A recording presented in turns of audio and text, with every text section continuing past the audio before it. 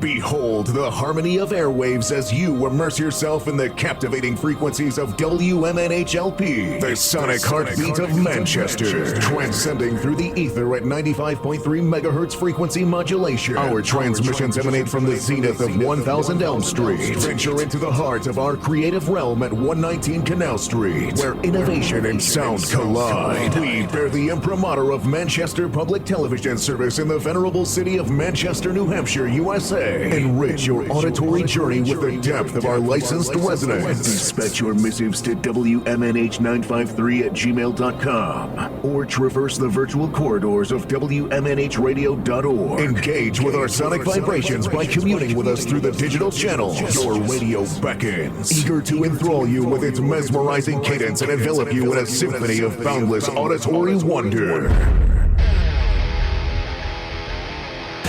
WMNH, rip the knob off.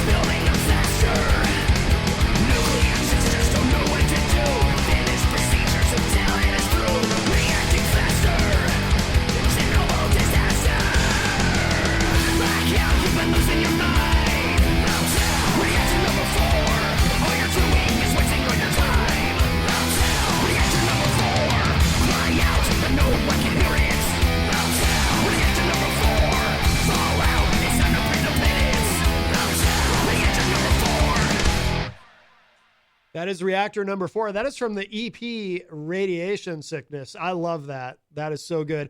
It is Matt Connarton Unleashed. We are live on this Saturday morning. Jenny is here, of course, at the news table. Present and accounted for. And joining us via Skype is the great Dillon Reynolds. Dillon, are you there? I am. How are you? Good, good. Hey, man, I love that. I love that track. I love this EP. Really great stuff. I'm so happy to talk to you this morning. Tell us, if you would, about Radiation Sickness and what the premise is. It's got a, as one might guess from the title, there must be a story to it. It has a very specific premise, if you could explain that to us. So yeah, Radiation Sickness, it's the entire EP is more like a concept EP. It's kind of building a story. but I love like post-apocalyptic theme stuff. Like I read novels, I play games, like the Fallout series or Metro, stuff like that. Yeah. So I've always had a really big fascination with post-apocalyptic or post-nuclear kind of stuff. And I was like, well, I like I like playing stuff like this, but there's a few bands that I like that do similar stuff to that. And I was like, it's always something that I've wanted to do. So I just decided to kind of build a little, I guess, minor story about what could possibly happen based off of what has already happened in the world. So kind of just piecing things together out of my brain, just having fun and, And this is specifically though about Chernobyl, right? The Chernobyl disaster, or is it a broader concept than just Chernobyl? Yeah, reactor number 4 is definitely about Chernobyl. It's actually probably the most or the less fictitious song on the release. So I went in, I did research, the time, the date, the protocol procedures, the cleanup, everything like that. Mm-hmm. And there was a good series on HBO called Chernobyl. I don't know if you've seen it. I have not. I've heard a lot about it. Oh, dude, it's phenomenal. So, watching stuff like that, and I'm like, dude, I could definitely write something about this. So I pieced it all together, and then, I took it from the first song, which was Reactor number 4, and I decided just to build this entire story out based off of, the one true event that really did happen, but then other stuff inspired on kind of like the themes and the imagery and stuff that would fit the narrative but didn't actually happen.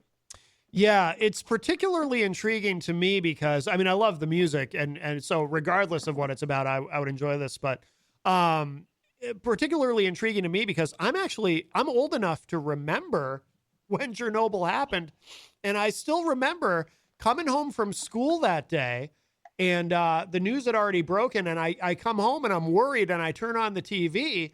And there it is. They're talking about Peter Jennings of ABC News, for those of us who might recall. There he is talking about it, and I was freaked out because I didn't know what was going to happen. Is a cloud of nuclear radiation going to float all the way to the United States and kill all of us? And my fears were quelled relatively quickly because these experts are saying, well, it's kind of unlikely that it would make it all the way here and whatnot. But in the moment, I was freaked out. Well, yeah, you got to think of like the timeline too. It's right towards the very end of the Red Scare. Everybody's afraid of, the tensions with Russia and the tensions with the United States. So they're thinking, was this a planned thing? Is something terribly going to go wrong? Can this lead to more nuclear kind of stuff? So it's a big level of uncertainty, definitely before the Iron Curtain came down and everything like that. But yeah, it's a scary theme because, realistically, nobody other than the people that had to move away from the area, nobody's really been through anything like that since. Right. So, imagine what would that be like if the entire world was like that? So that's the scary part of the whole topic. Right. Now you mentioned, so there's some fictitious elements to the story also that you tell in these songs on this EP. Definitely. Pripyat is the third song. It was originally supposed to be the opener track because it has a really, really, really long intro in it. But then I started thinking about it, and I'm like, as far as the timeline's concerned, that wouldn't make sense. So I decided to put that a little bit farther down. Yeah. But that's actually based on there's an old PC computer game called Stalker, which is about there's a bunch of warring factions in the Chernobyl exclusion zone, and there's mutants, and stalkers are basically guys that go in. They have wars and gangs and stuff like that, and they go in and they fight mutants. They fight bandits like that. Oh, whoops, sorry. And right. Sorry about that. That's okay. I caught it. I gotta turn on the radio voice. Yeah, sorry. No worries. And, we're on a delay, so I caught it. It's all good. Okay, good deal. And but yes, so Pripyat's about the stalker games. Radiation Sickness is more of not really based on anything, but rather the theme. And then the Aftermath is a song that I wrote, I probably wrote that song like 7 or 8 years ago, and I just never had anything to kind of put it with. And it's more of like, you know, the big screams, the big terror, the fires, everything is for the most part been put out, but it's about what remains after. And it's all these people just basically either one trying to survive or two banding together to take whatever they want. So kind of Mad Maxy in a way, I guess. Yeah. I'm curious, do you know, how do I phrase it? Do you know why you're interested in this subject and these themes? Like, did you grow up always having a fascination with sort of apocalyptic or post-apocalyptic stuff, or is this something you've always been into, or and do you know where it comes from? I'm always super curious about this kind of thing. Definitely. So I grew up watching Mad Max, some of my favorite movies of all time, Road Warrior, you know, Beyond Thunderdome. And I've always liked that concept. And then a couple of years when I was growing up later into it, you know, like movies like The Book of Eli came out, and just seeing that kind of down, you know, dirty, gritty themes and imagery. And I'm just like, dude, it kind of brings humanity back to its primal stage, you know, that there is no, you're my neighbor and I'm going to take care of you anymore. It's, you have what I want and I'm going to come take it. So it's always kind of fascinated me, I guess maybe like on a, I don't know, like a mental or a psychological level, like what could make humanity revert back to the most basic of instincts. Yeah. And the Great Reset would do that. And so it's just, I guess it's just always been fascinating to me on that level. So anytime a new book comes out that's post-apocalyptic in theme, or a movie or a game, I'm usually the first one to try it. Plus, you know, I grew up playing Fallout. It's one of my favorite game series of all time. So I've always kind of really read into it from that angle too. So is that what, I'm not a gamer, but I assume Fallout is that's about something having to do with nuclear radiation, I assume. Yeah. So Fallout is set in, I think it's like 200 years after a great nuclear war devastates the entire world. Yeah. And I won't get into the lore because it's just too much to talk about. But essentially, the government built underground vaults and bunkers, and they decided to whisk, you know, certain people underground and away to ride it out, where they could come back after most of the radiation goes away. And when a lot of them open up, they realize it never went away, and there's, you know, bandits, there's some small vestiges of humanity left, and it's a really cool role-playing experience. If you ever decide to get into any of them, I would heavily recommend it. It's a fun experience. Yeah. I won't, I actually, about 20 years ago was the last time I ever held any kind of a game controller, and I had to put it down, and I said, I'm never playing any more games because I found it, very psychologically addictive. Oh yes. Yes. The last video game I ever played, I remember, I was at a friend's house and they had fallen asleep and it was like 1 a.m. and I had started playing this game at like 9 p.m. and there it is 4 hours later. And I'm looking at the clock and I'm like, I can't do this anymore. And I actually stopped, because that's exactly the kind of thing that I would get sucked into. And then, man. Yeah. Yes. Dude, it's even worse. Like, I have ADD, man. It's really hard for me to concentrate on certain things, but if you put a controller in my hand, you know, just like you say, it'll be 8 p.m. and the next time you look at the clock, it's 4 a.m. and you're like, what happened? So I get it. Yeah. Hey, this is a little bit of a left turn topically, but you mentioned ADD. I do some work with some podcasting with a gentleman named Dr. Kevin Ross Emery, and ADD, ADHD, it's kind of a specialty of his. And he talks about, he has a book called Managing the Gift, for example, and he talks about a lot about how people with ADD actually tend to be more creative and accomplish more in terms of their creativity and you know, just whether it be music or visual art or whatever it is. I mean, do you feel that, like I said, I know this is kind of a curve. You probably didn't expect to be talking about this, but I'm curious, since you mentioned it, do you feel that your ADD helps you because you're such a creative person? Do you feel that it helps you in some way with your, in terms of making music and everything else? Definitely. I feel like to a degree, I hyper fixate on things that I like. Mm-hmm.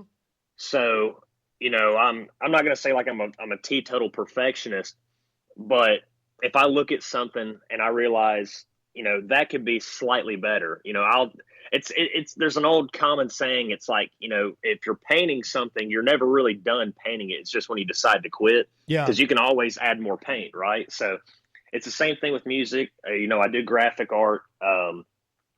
It's the same thing with that as well. I can sit at a computer and make a million tiny changes that probably 90% of people wouldn't realize. But if I don't do them, I'll look at it and I'll say, I should have done that. Right. So, yeah, kind of.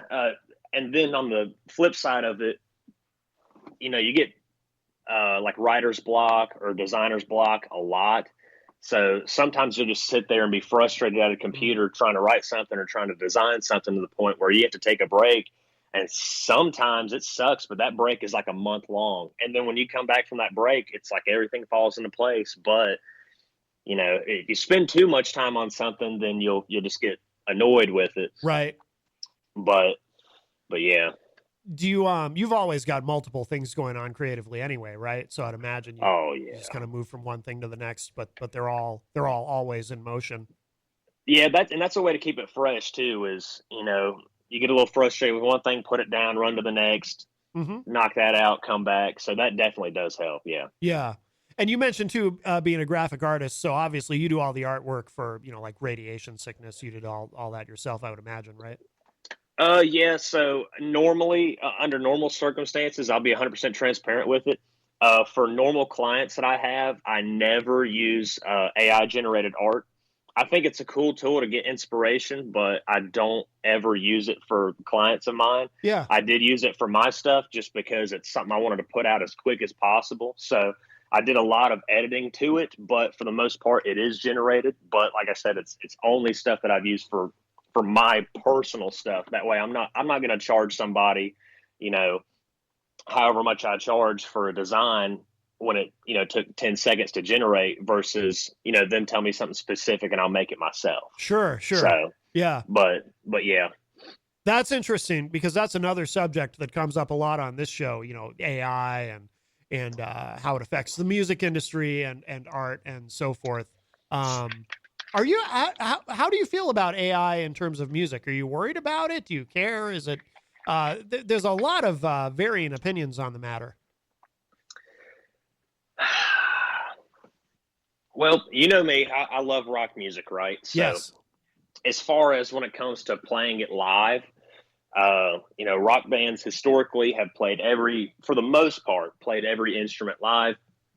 Pop music resorts a little bit more towards backing tracks and not as many live musicians. Yeah. So in a way, it's a stretch, but in a way I kind of look at it like, how is AI any different than a pop singer playing live? If they're just playing to music behind them and then somebody hits a button and generates a couple beats, I'm kind of in that. Like I said, it's a stretch. Yeah. Now, as far as being like a complete creative process, like, I'm going to pump in a formula on the computer and it's going to pull out beats for me. It's going to pull out chord patterns. It's going to do that. Don't really believe in that. I don't find that creative at all. Right. But maybe using it as just an inspiration tool rather than the means to an end. Yeah. I think would probably be okay. Yeah. Yeah.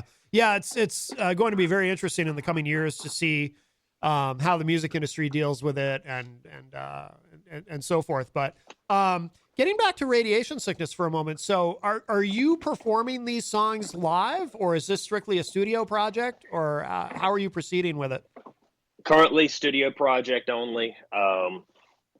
In my normal day-to-day, I'm extremely busy, so I don't have a lot of time to go out and find guys that I trust who can learn all the material. Yeah. And then grind and play a whole bunch of shows. So it's more just fun for me. Yeah. And a little bit of a segue, it helps me build up a catalog, which gets me, different doors open. Like right now, I am writing the soundtrack for a local movie based out of Hickory, North Carolina. Oh, So we're writing. It's a complete independent movie. So they wanted to do an '80s style slasher thriller, oh, and they wanted a complete hard rock soundtrack to go with the movie. So it's somebody that I've known for years. He's a writer. He's an author. He's done a lot of really cool stuff. And he asked me, he's like, "Hey, do you want to do this?" And I said, "Yeah, you don't even have to pay me. Let's do it." Wow, This is awesome. So, even if it's something small like that can get the door open, I'm extremely, I've already got 5 or 6 songs. If I get permission, when it gets closer to release time, I'd love to send you one. Oh yeah, yeah. That way Please. we can do a little bit of promotion on that. Absolutely. Oh, that's very cool, and that's certainly right up your alley. Are you playing out at all currently? Do you do any live shows of any kind? I know you have the I don't know if you still do it, the Judas Priest tribute band. Yes, yeah, we still do Unleashed, the classic Judas Priest tribute. We actually just got back from Virginia about 3 weeks ago, and we played a show down there for a biker rally. Cool. So we did that. We got some stuff coming up in October. We try not to do like bar hop. We don't want to be weekend warriors because we all have full-time jobs and families and everything like that. So yeah, we try to do like 5, 6, 7 big shows a year and then just spend the rest of the time with family. So yeah. Oh, that's cool. Is it challenging singing, Halford, obviously one of the greats. Some would say the best, the metal god, Rob Halford. Is that challenging to do? I mean, do you have to, especially whereas, like you said, if you're only doing 5 or 6 big shows a year with that project, is that to get your voice in shape for that? Is that challenging at all, or is it perfectly natural, or how do you approach that vocally? Now that I have spent years singing it, I could go weeks without practice, then go to a rehearsal and play it like we've been playing it for a year straight. So yeah. I would probably indirectly, credit Halford for getting my voice the way it is, learning how to sing his stuff, because, if you listen vocally on the Radiation Sickness EP, it's very guttural. It's very raspy, growly, which is how I originally learned to sing. I grew up listening to, early Paul Di'Anno, Iron Maiden, really deep voice, because that's what I had. I didn't have a high-pitched voice growing up singing. Yeah. So I learned how to sing like that, and then I get into it, and it's these guys that I've been playing with for a while. We were doing like variety 80s metal, just for fun, going and playing a couple shows a year, doing whatever. And then we all decided, well, let's do one band, and we all agreed on Priest. So then I'm sitting here thinking, oh my, I have to learn how to sing like Priest. So it took years and years and years to learn how to get Halford's nuances, especially his high screams. Some of those are really brutal. But like I said, man, the only way to do it is to do it. And I went out there and I practiced for years, the same songs over and over and over, and just tried to get a little better at each time. And man, I've probably grown at least an entire octave range. Wow. Learning how to sing his stuff. Yeah, it's been tough. I'm curious, is there any particular Priest song that really gave you a hard time? Is there one you can pinpoint as being the most challenging? Yes. There is a song called Devil's Child, mm-hmm. and it is off of the Screaming for Vengeance album. Yep. It is absolutely and it was one of the first songs they wanted me to learn too, so it was right. So I mean, it's tough, man. There's kind of like a bridge section where it's just nothing but his high screaming piercing notes, and it's not like there's different levels to Halford's screams. There's low screams and there's high, mm-hmm. and that midsection is nothing but high screams. The chorus is high screams. I mean, it's tough, man. I think honestly, this is gonna be weird to say, but I think I could sing Painkiller easier than I could sing Devil's Child. Really? Yeah. It's right in the pocket. I don't know how to describe it other than that with my voice. Yeah. But I can hit those screams all day long because they're right about in the same zone. So it's not monotonous, but it doesn't gas me out. But okay. Devil's Child, for some reason, dude, that song kills me every time. But it's probably kind of cool in a way that you said that was one of the first ones, or the first one they wanted you to learn. because I mean, if you can sing that, you can sing any of it, right? Yes. So that's probably a good way to start from that standpoint. Oh, definitely. Yeah. Yeah. Very cool. Dillon, the time goes so quickly. I do want to, so we'll let you go in a moment, but I want to end the segment by playing another track from Radiation Sickness. But I'd like you to choose what would be a good one to end with. Let's go with the title track. Oh, there it is. Yep. I'm staring right at it and not seeing it. Clearly, I need more caffeine. All right, very good. So we'll play that. We'll play the title track from Radiation Sickness. And Dillon, where should people go online to keep up with everything that you're doing, to find the EP and just anything else? And if you want to plug your work as a graphic artist, anything our listeners should know about you. So for graphic artwork, you can find me at atom, ATOM, bombartwork.com. Music general updates are on my YouTube channel, youtube.com/dangerousdillon with a Z, not an S. And you can just find me generally on Facebook under Dillon Reynolds or Dillon Reynolds Music. And that's typically where I keep everything else. Also, if you want to check out the Unleashed tribute, we are on Facebook as Unleashed, the classic Judas Priest tribute. Very cool. Very cool. All right, Dillon Reynolds, thank you so much, my friend. I'm going to hit this track. And I appreciate you joining us today, and we'll do this again in the near future, I'm sure. All righty, man. Thank you for letting me be on. Absolutely, anytime. All right, thanks, Dillon. Take care. Later, buddy. All right, the great Dillon Reynolds. And if you are listening live, Factory of Art is going to be coming up in a few minutes, but let's give this a listen. This is the title track from the Dillon Reynolds EP, Radiation Sickness.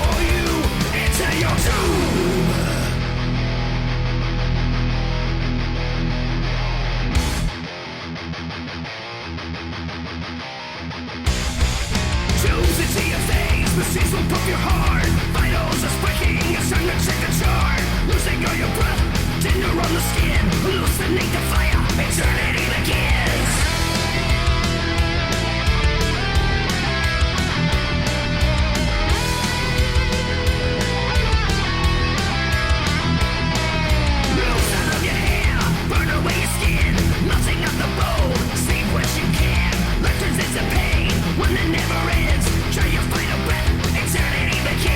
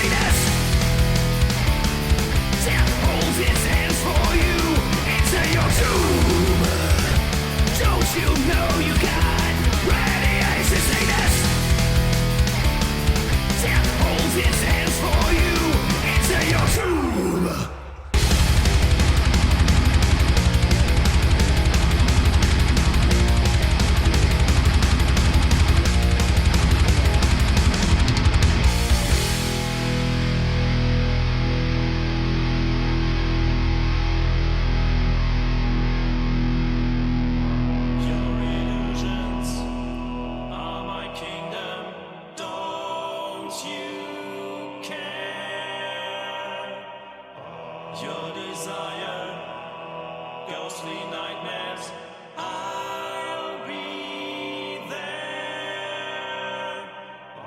Don't be patient, don't behave, I can show you more.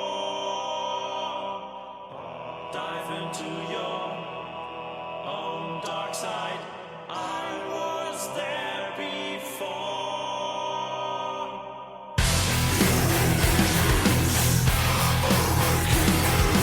Don't you care?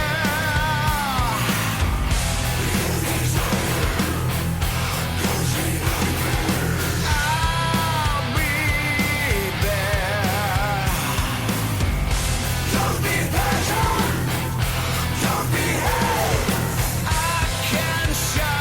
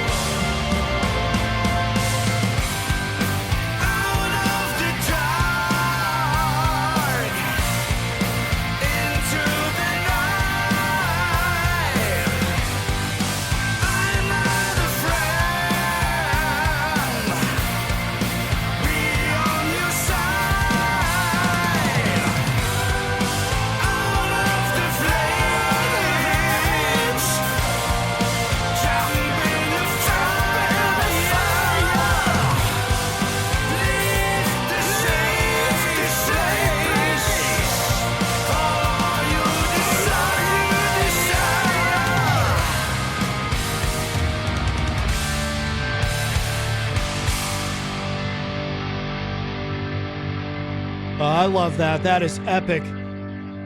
The song is Blessing in Disguise. The band is Factory of Art. And I think we have a couple of guys from Factory of Art on Skype with us. Hello, can you guys hear me? Hey, hello. Here is Thorald from Factory of Art, and the best drummer of the world, Ralle, is with me today. Okay. Well, welcome, guys. How Thank you. how are you? Are you on the road right now? Yeah, we are not on the road, but on the boat. We play a show tonight on a little metal cruise in the near of Berlin. Oh, that's cool. That's cool. Is the weather there good? Good cruise weather? Oh, very fine. It's not too hot, but it's sunny, and a lot of guys are here on a boat. And we hope we will play a good show tonight, but not as Factory of Art. I told you earlier that we have a cover project. We play songs of Van Halen, Rammstein, AC/DC, and so on. Yeah. And tonight is party. Tonight is not the Factory of Art show. It's Factory Undercover show. Oh, I gotcha. No, that's cool though that you get to play on a cruise.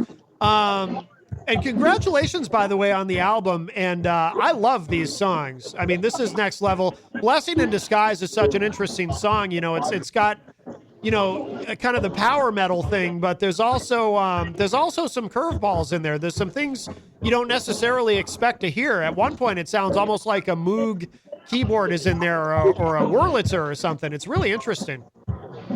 Oh, thank you very much. It's so nice to hear that because we are very proud. Now the album is ready. We had a very good record release show in Leipzig in June, and the first reviews on the album in the German underground press are very, very good. And we are very happy with this, sure. And it's so nice that you like it. It's great. Best review says 12 from 10 points. Okay. Breaking the scale. Okay. Excellent. Now, are you guys getting to play these songs live? I know tonight you're not because you're doing the covers, but do you guys have a lot of opportunities to play these songs live? We played some shows with the new material. Now we have a little break. It's summertime here, and we were too late to be booked on the great festivals here in Germany. We have to try it in the next month, in the next year. Yeah. We have some gigs in Leipzig and in Germany at all. It's a great adventure for us to play the new material live on stage. But it's not the thing that we have a tour. That's the thing we have to work about in the next months. Okay. Is it challenging to play the new material live? Because like I said, it's whoa, very loud there. We were under a bridge. That's why it's a little bit too loud yet. Yeah. That makes sense. So the boat is in motion. Is it challenging to play these songs live? Because like I said, it's not your standard power metal. There's some other things going on. It's very complex. Yeah. It's a challenge for us. It was a challenge for us, but we're well prepared for the first show, our record release show in Leipzig. We had all our vocal singers, guest singers, on stage during the show. That was so nice, and we trained very, very hard to give the best on stage. It's a challenge for us. You're right. Yeah. Do you I mean, are you able to play, like when you do these shows, do you just focus on the newer material? Because you guys have been around for more than 3 decades, right? Yeah, so it is. We just last week we created a new set list, a mix of the new album and older songs, and now we have the 100 minute show program, and we have, I think, 7 new tracks and 3 or 4 of the both former earlier albums. Yeah.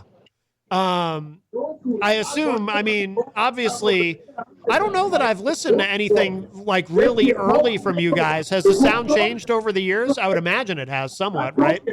Yeah, so it is. The sound changed, the songwriting process changed a little bit, but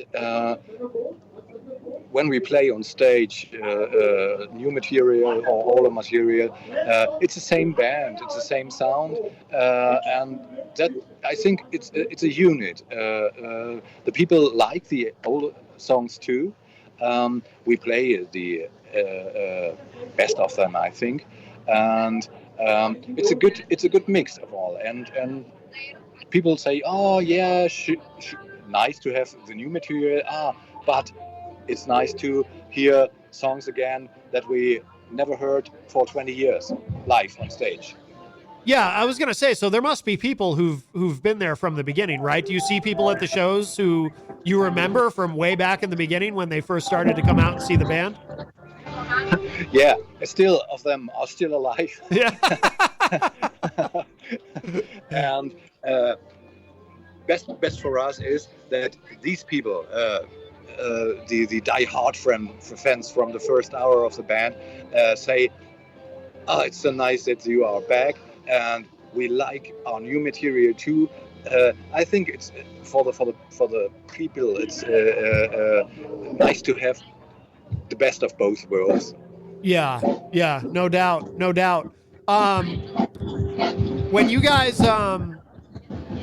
guys do shows with the new material, are you doing festivals, or have you been able to do any of those this summer? Yeah, we played two shows, two slots at festivals, and but we were so heavy that we played the whole new album on these two festivals. Wow! It was for us to train our new material. The people asked us, "Oh, would you play some older songs?" And we said, "Sorry, not tonight. We want to show you the whole new album." And yeah, that's why it was very nice. But it was an interesting effect for us. The people heard very, wie sagt man? I don't know the English word, aufmerksam. We both don't know. They heard the new material and whipped, but they needed a little bit time to understand it. Sure. You know? No, that makes sense. But nice to have. We sell our albums, our physical albums, on our merch stand, and it works. But only it works if you play a good show. Right. And that's why we try to make it very good every night. Tonight we have the cover program. It's nice to have for us, but we try to reach the people with a few informations about our Factory of Art project. Let's see how it works tonight. Yeah, I would imagine your music too. You must see like multiple generations. I assume you see young people at your shows too, right? Because you have music. I feel it's timeless. I feel that probably anyone of any age could get into what you're doing. Do you see a lot of young people at your shows? You're absolutely right. It's when you here in Germany go to a festival, you have a mixture of people, elder people, young people, and we have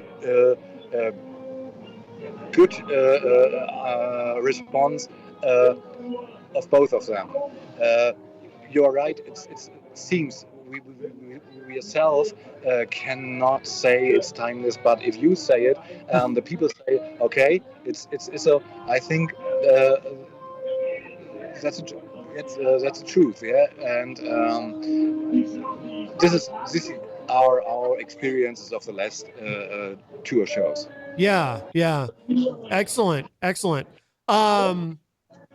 Are you guys are you getting any traction at radio? Are radio stations there playing you? I don't know what the situation is with radio in that part of the world currently. If there's a format that supports what you're doing, but I'm curious.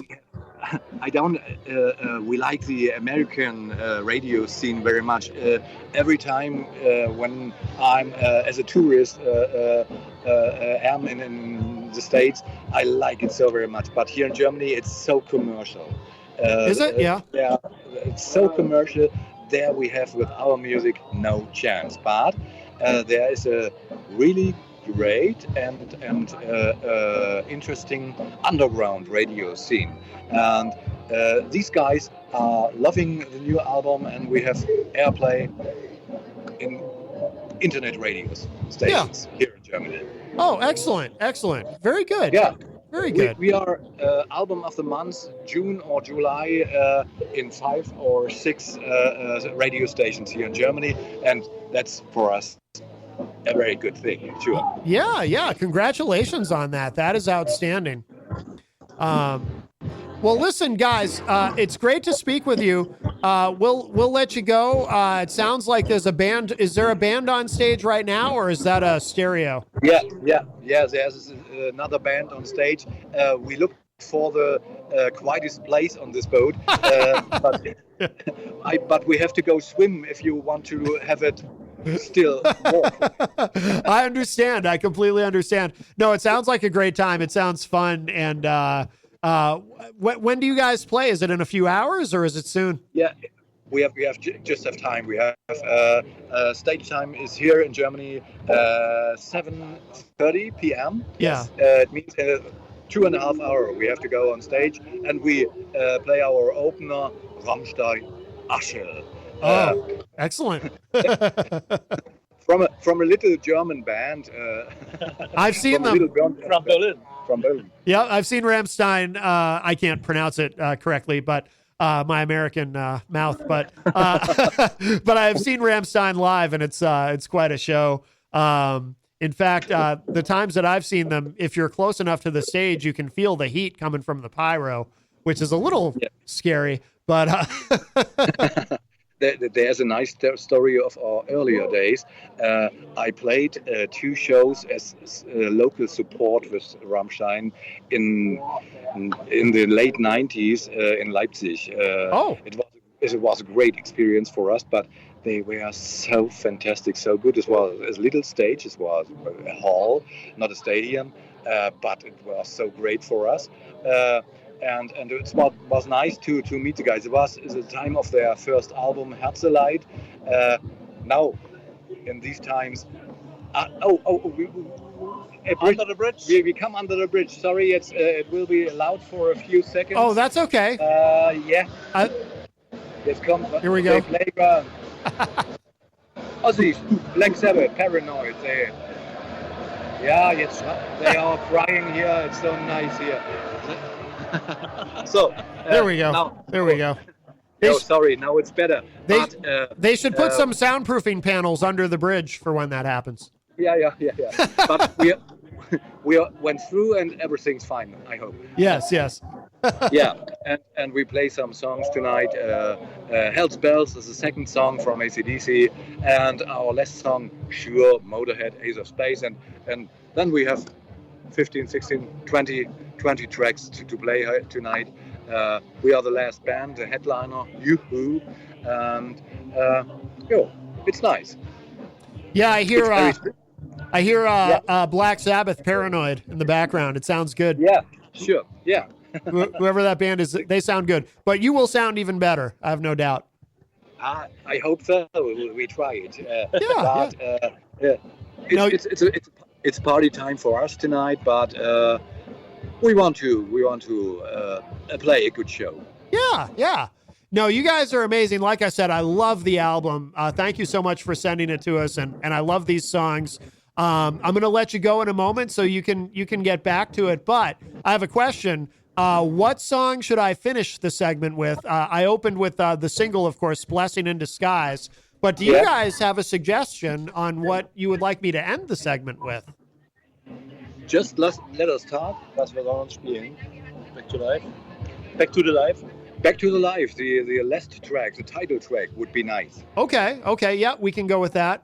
Very cool. Very cool. All right. And what should our listeners know? What should our listeners know here in America about how to find you guys online to keep up with what you're doing? Anything special you want them to know?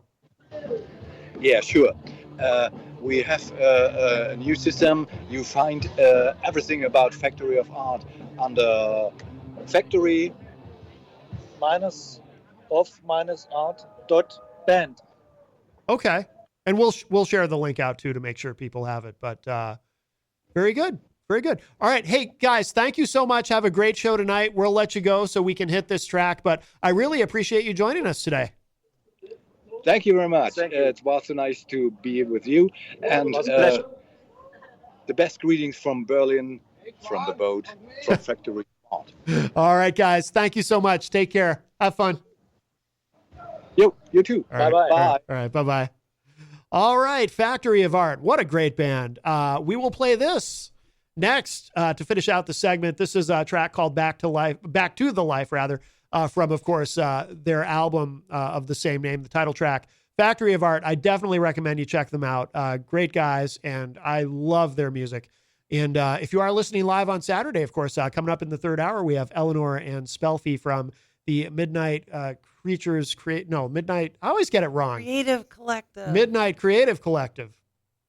The Creatures is And the Facebook Terminus group, I think. Underground. And Terminus Underground, yes. Where Jenny's paintings Where? are currently hanging. I know, But- right? That's so bizarre. That is. It's very, very cool. But we'll talk about that in the third hour when Eleanor and Spelfie are here with us in studio. But give this a listen. This is called Back to the Life, Factory of Art. This is really good.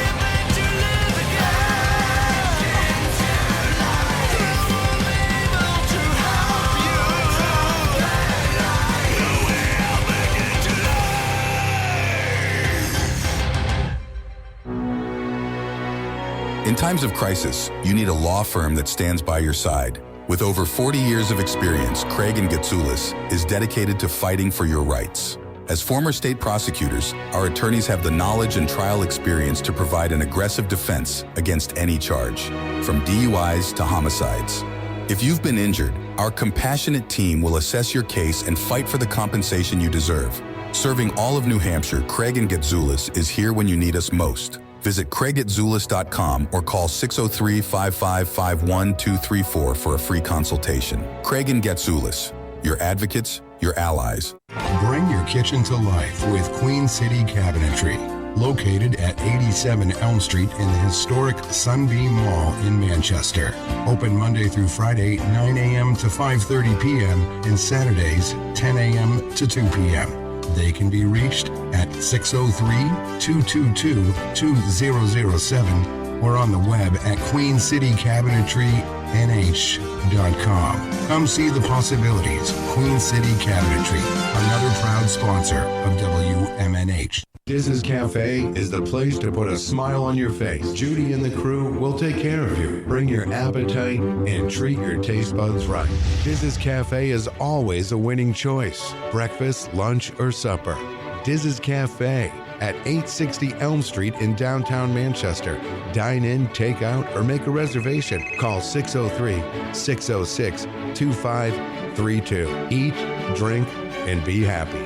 Diz's Cafe. When it comes to keeping WMNH on the air and your own personal or business computer needs, trust Groland Computers. Located on Elm Street in Manchester, Groland handles computer repair, virus removal, and custom-built systems. Are you looking for budget-friendly options? Check out our selection of fully inspected used computers. We offer tailored on-site solutions. No unnecessary expenses here. Visit Groland.com or call Groland Computers at 603-645-0101. Your tech, your way. Trust Groland Computers.